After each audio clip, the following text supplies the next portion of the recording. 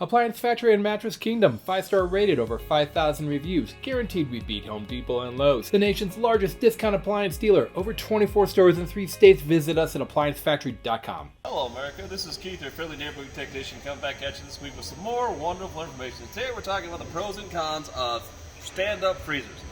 Last time we talked about the chest freezers. Well, we're talking about stand-up today. Well, I went and found the largest stand-up freezer I could find. Obviously the pros of this are you've got lots of room for just about everything in there, okay? Like I said, you could put a whole bunch of stuff in there, okay? Which is a good thing. The bad thing is it takes up a whole lot of space, okay?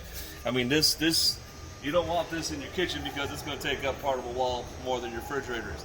Now, they do make smaller ones. You know, you can get them, this is a big 21 cubic foot. They make them in 15, 20, down to like 12 and 14 cubic feet, which are a little bit smaller, but they're still nice because, like I said, the nice thing about these is, like I said, you can see everything you've got and you don't actually have stuff stuck in the bottom. But the cons are, like I said, these things take up a lot of space in your area, in whatever area you have. They're great for garages. They're great for undone stuff in your basement, like rooms, but you got extra space.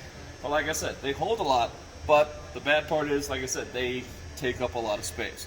So if you got the space, these are great. If you don't have the space, you kind of don't want one. So don't forget to subscribe to this YouTube channel. Come back next week for some more wonderful information. Have a good day. Online or locally, save at ApplianceFactory.com. Click the link to learn more.